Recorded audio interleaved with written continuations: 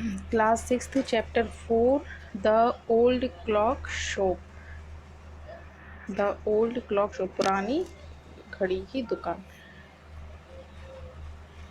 Christmas Eve had arrived. Christmas Eve आ गई थी। At last minute shoppers were going home. Last minute shoppers, जो last में shopping करते हैं, जैसे ये चीज़ रह गई थोड़ी, वो चीज़ रह गई, तो वो जो लास्ट मिनट शॉपर्स होते हैं वो घर वापस जा रहे थे। A thick white sheet of snow lay over Salt Lake. White sheet of snow lay over Salt Lake. एक मोटी वाइट स्नो मतलब बर्फ़ की एक वाइट सीट साल्ट लेक जो यूएसए में है उसके ऊपर छा गई थी। Yet the lights were still burning in the old clock shop. यद्यपि अभी भी मतलब फिर भी जो एक ओल्ड क्लॉक शॉप की लाइट्स अभी भी जल रही थी। As Ray it old deep owner worked on a clock he had sold that day. As Ray जो मकान का उसका दुकान का मालिक है, इट्स ओल्ड डीप ऑनर, दुकान का ओल्ड और डीप मतलब जैसे वो सुनाई नहीं देता, owner worked on a clock he had sold that day. उसके पास में जो वो एक घड़ी बेची गई थी उस पर वर्क कर रहा था। हैविंग फिनिश्ड हिज वर्क, अपना वर्क ख़त्म करने के बाद रे स्टूड अप, रे खड़ा हो गया। And was on his way to the back room when a cold rush of air from the front door hit the back of his neck. Having finished his work, अपना काम ख़त्म करने के बाद रे स्टूड अप, रे खड़ा हो गया। And was on his way to the back room, और जो बैक रूम में जा रहा था तभी व्हेन अ कोल्ड रश, तो जो है सामने वाले जो फ्रंट डोर से, सामने वाला जो रूम था फ्रंट डोर से ठंडी हवा का एक झोंका आया और उसकी गर्दन में पिछले हिस्से में पड़ा। He turn to meet a last minute shopper, वो मतलब जो लास्ट मिनट शॉपर था उससे मिलने के लिए टर्न हुआ मतलब मुड़ा। But his old vice eyes told him that it was not a shopper, लेकिन उसकी बूढ़ी लेकिन बुद्धिमान आँखों ने उसे बता दिया कि वो एक शॉपर मतलब ग्राहक नहीं है। He saw two men, one in his 20s and other closer to 50. उसने दो आदमियों को देखा। वन इन हिज 20s, एक की एज लगभग वो 20s में था और दूसरा लगभग 50 साल का था। The younger man remained at the door, वो जो यंगर छोटा आदमी जो मैन था वो डोर दरवाजे पर ही रुक गया। The older man approached the counter with no sign of friendliness in his eyes. वो जो बूढ़ा आदमी था, मतलब जो यंगर था उससे जो बूढ़ा आदमी था, तो वो काउंटर पर आया with no sign of friendliness in his eyes, उसकी आंखों में फ्रेंडलीनेस मतलब दोस्ती वाला कोई भी साइन नहीं था। दोस्ती वाला मतलब जब किसी शॉप पर जाते हैं तो दुकान जब भी तो हम किसी दुकान पर जाते हैं तो हमारी आंखें जो होती हैं एक फ्रेंडलीनेस उसमें रहता है, तो वो उस आदमी की आंखों में नहीं था। Ray was able to hide his growing fear as he slowly pushed a notepad and a pencil across the counter. Ray was able to hide his growing fear. Ray अपने जो उसका जो बढ़ता हुआ डर था उसको हाइड करने में अनेबल, was able, तो उसने उसको छिपा लिया। As he slowly pushed a notepad, उसने स्लोली नोटपैड और एक पेंसिल काउंटर पर उसने जो है सरका दी, क्योंकि वो डीफ था सुन नहीं सकता था, तो नोटपैड पर वो जो शॉपर है लास्ट मिनट तो वो उस पर लिखेगा और वो उसको पढ़कर उसका रिप्लाई करेगा। He smiled at the unfriendly face then pointed to his ears and shook his head from side to side. He smiled at the unfriendly face मतलब वो जो सामने जो अनफ्रेंडली फेस खड़ा हुआ था उसको देखकर उसने स्माइल किया। Then pointed to his ears, then उसने क्या किया, अपने ईयर्स की तरफ पॉइंट किया, ऐसे उंगली से इशारा किया। एंड शूक हिज हेड, और अपने सिर को ऐसे साइड टू साइड हिलाया, जैसे मना करने के उसमें हिलाते कि नहीं मुझे सुनाई नहीं देता। A quick look of surprise changed the man's face as he studied the notepad, then turned and said something to his friend. A quick look of surprise change the man's face. जैसे ही उसने उस आदमी ने उस notepad को पढ़ा तो तुरंत ही उसके चेहरे पर एक सरप्राइज वाला जो फीलिंग था वो दिखा। देन ही टर्न, तब वो मुड़ा और उस अपने दोस्त से उसने कुछ कहा। Ray used the chance to look closely at the man, paying attention to the shape of a gun and a restless hand in the man's right coat pocket. Ray used the chance मतलब उसको जैसे ही वो पीछे दरवाजे की तरफ मुड़ा तो रे को एक चांस मिल गया कि वो उसको ऑब्जर्व कर सके कि ये आदमी क्या है कैसा है। तो उसने क्या किया, यूज्ड द चांस, उसने उस चांस को उस आदमी को क्लोजली मतलब नज़दीक से देखने में उसको यूज़ किया, उस चांस को यूज़ किया। Paying attention to the shape of a gun and a restless hand in the men's right coat pocket. उस आदमी की राइट साइड की जो कोट पॉकेट थी उसमें उसने गन की शेप को और उसके रेस्टलेस मतलब जो हाथ उसके वहाँ पे रेस्टलेस थे उसको उसने ऑब्जर्व किया, उसने उसको देखा। Anger boiled with in him, उसमें उसे बहुत गुस्सा आया। But it was kept down by an inner voice that said be still.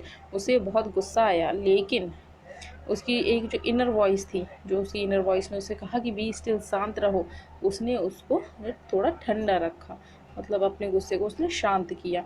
He wrote on the note pad, उसने उस नोट पैड पे लिखा, मे आई हेल्प यू, क्या मैं आपकी मदद कर सकता हूँ। For the first time and the older man looked directly at रे एंड स्माइल। पहली बार उसने डायरेक्टली रे को देखा और स्माइल किया। अ क्रूअल मॉकिंग स्माइल, एक मजाक उड़ाने वाली क्रूअल सी स्माइल उसने की। They both understood why he was there, why his friend remained at the door. वो दोनों ही समझ गए थे कि वो वहाँ पर क्यों था और उसका जो दोस्त था दूसरा वो दरवाजे पर क्यों था। They looked like man who were down in their luck and were now ready to try something they would later be sorry about. तो दे लुक्ड लाइक मैन मतलब वो उन आदमियों की तरह से दिख रहे थे जिनका जो है लक मतलब आजकल जिनका भाग्य नीचा था या कम चल रहा था और वो कुछ ऐसा करने की का ट्राई कर रहे थे जिसके लिए वो बाद में सॉरी फील करते। The clocks ticked on, clock जो है टिक्ड ऑन मतलब उसने टिक किया क्लॉक ने। रे काल्मली रॉट अनोदर मैसेज, रे ने शांति से एक और दूसरा मैसेज लिखा। Why have you come to pick up a clock और वॉच, तुम यहाँ पर क्लॉक या फिर वॉच क्या लेने आए हो, मतलब क्लॉक या फिर वॉच लेने आए हो।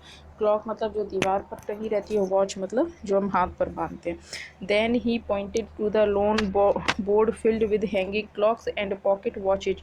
तब उसने और उसने क्या किया कि ये कहते हुए देन ही उसने जो है एक लोन बोर्ड था जिसमें काफ़ी सारी क्लॉक्स और पॉकेट वॉचेस टंगी हुई थी, वो उसका लोन बोर्ड था। He was not a pawn broker, वो एक पॉन ब्रोकर नहीं था। पॉन ब्रोकर नहीं था मतलब लोन पे किसी को भी मतलब एक्सचेंज में कोई भी चीज़ें देता है, जैसे घड़ी अपनी कोई भी चीज़ घड़ी दे जाओ या फिर पैसे ले जाओ, इस तरह से एक्सचेंज में मनी वगैरह नहीं देता था। लेकिन at the same time could not say no to the needy people who placed their old watches और clocks before him for anything they could get. लेकिन वो उन लोगों को भी ना नहीं कह पाता था, उन ज़रूरतमंद लोगों को, टू द नीडी पीपल, उन ज़रूरतमंद लोगों को नो नहीं कह पाता था। Who placed their old watches, जो अपनी पुरानी घड़ी या वॉचेज और क्लॉक्स उसको इसके मतलब इसलिए देते थे कि उसके बदले में वो कुछ भी उससे ले सकें। He loaned more than he should, वो जितना उसको देना चाहिए मतलब वो जो ओल्ड मैन जो ऑनर था शॉप का, तो उसको उन पुरानी घड़ियों के बारे में जितना देना चाहिए उसके बदले में, सॉरी पुरानी घड़ियों के बदले में उससे ज़्यादा का वो लोन उन्हें दे देता था। They would be there when the owners wanted them back, they would be there when the owners wanted them back, और जब उन घड़ियों का मालिक उसे वापस होने चाहता था तो तब वो उन्हें वापस कर देता था। एट द सेम प्राइस, उसी प्राइस पर जो उसने पे किया था और उससे वो कोई ब्याज नहीं लेता था। Then the older man seemed to feel a little easier. तब उस ओल्ड मैन को कुछ ईजी फील हुआ. टुक आउट हिज, वो जो ओल्डर मैन था उसे कुछ आसान ईजी फील हुआ. उसने क्या, अपनी पॉकेट से अपना हाथ निकाल लिया. And quickly looked at the watch on his wrist, और उसने जल्दी से अब उसकी जो रिस्ट पर, उसकी कलाई पर जो घड़ी बंधी हुई थी उसकी तरफ देखा. How much will you give me for this, तुम मुझे इसके लिए कितना पे करोगे. The old man the man wrote, उस आदमी ने लिखा नोटपैड पर. Ray noticed a little shame in the grey eyes looking at him. Ray ने उस आदमी की जो बुरी आंखों में थोड़ी सी शर्म जो को दिख रही थी उसको उसने नोटिस किया. The watch was nothing special and yet had great powers, वो वॉच बहुत ज़्यादा स्पेशल नहीं थी या बिल्कुल भी स्पेशल नहीं थी. And yet had great powers, लेकिन उसके पास में एक ग्रेट मतलब एक बड़ी शक्ति थी. It was something to exchange a way out of a bad situation.